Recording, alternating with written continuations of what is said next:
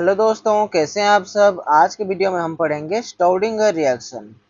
इस रिएक्शन में क्या होता है, इस रिएक्शन में जो आज़ाइड ग्रुप होता है N3 ग्रुप, वो PPH3 और वाटर के प्रेजेंस में NH2 यानी अमीन ग्रुप में कन्वर्ट होता है। ठीक है, तो आज़ाइड से अमीन बनता है। तो इसका मैकेनिज्म क्या होता है, सबसे पहले तो आज़ाइड ग्रुप को हम क्या करेंगे, खोल के लिख देंगे। ये देखो 3 नाइट्रोजन है, इसको खोल के लिखेंगे तो बीच वाले पे आएगा पॉजिटिव चार्ज और टर्मिनल वाले पे आएगा नेगेटिव चार्ज। अब ये रेजोनेंस करके ये नेगेटिव चार्ज यहाँ शिफ्ट करेगा, जिसकी वजह से बॉन्ड यहाँ शिफ्ट करेगा, तो इस बीच वाले नाइट्रोजन पे नेगेटिव चार्ज आ गया। तो PPH3 क्या करेगा, ये जो टर्मिनल वाला नाइट्रोजन है उसके ऊपर अटैक करेगा। इसकी वजह से क्या होगा कि ये बॉन्ड शिफ्ट होगा सेंटर वाले नाइट्रोजन पे और हमारी इस प्रकार की स्ट्रक्चर मिल जाएगी। अब देखो यहाँ पर नाइट्रोजन पे नेगेटिव चार्ज है और PPH3 पे पॉजिटिव चार्ज है, तो ये नेगेटिव चार्ज क्या करेगा, PPH3 पे अटैक करेगा। ठीक है, इसकी वजह से ये हमारी फोर मेंबर्ड इंटरमीडिएट बनेगी। अब क्या होगा कि ये वाली बॉन्ड जो है ये यहाँ शिफ्ट होगी और ये वाली बॉन्ड यहाँ शिफ्ट होगी, जिसकी वजह से ये नाइट्रोजन गैस निकल जाएगी।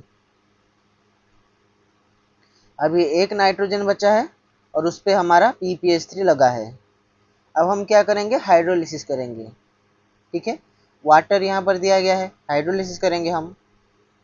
कैसे करेंगे, देखो फास्फोरस के पास एम्प्टी ऑर्बिटल है, तो फास्फोरस पे अटैक करेगा हमारा वाटर और ये वाला जो बॉन्ड है ये नाइट्रोजन पे शिफ्ट करेगा। नाइट्रोजन पे आया नेगेटिव चार्ज।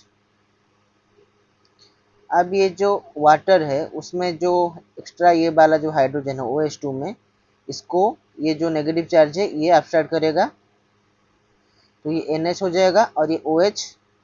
उसके बाद ये जो NH है OH से एक और हाइड्रोजन को अपस्ट्रैक्ट करेगा, तो ये O माइनस हो जाएगा और ये NH2 प्लस हो जाएगा।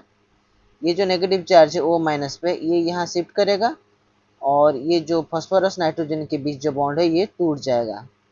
इसकी वजह से हमारा ये RNH2 मिल जाएगा, यानी अमीन, जो कि हमारी फाइनल प्रोडक्ट होगी। ठीक है, तो इस रिएक्शन की ड्राइविंग फोर्स क्या होगी, देखो यहाँ पर ये नाइट्रोजन गैस निकला है ना, तो मैं अभी लिख देता हूँ यहाँ पर ड्राइविंग फोर्स क्या होगी।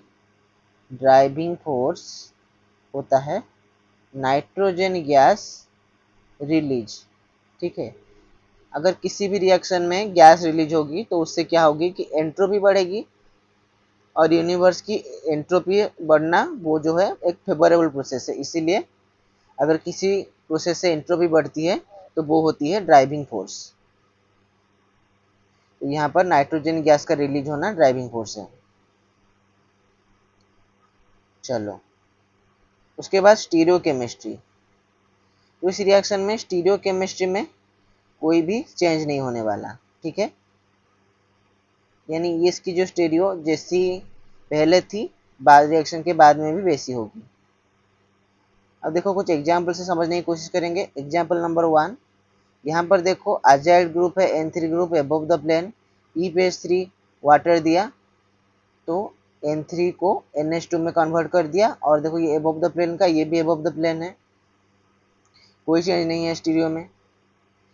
उसके बाद बिलो द प्लेन में आज़ाइड ग्रुप है, उसको NH2 में कन्वर्ट कर दिया, यहाँ भी कोई चेंज नहीं है स्टीरियो में। यहाँ पर देखो N3 खोल के लिखा है, खोल के लिखे या फिर बंद करके एक ही बात है, ये N3 कन्वर्ट होगा NH2 में। यहाँ पर तो कोई स्टीरियो मेंशन है नहीं।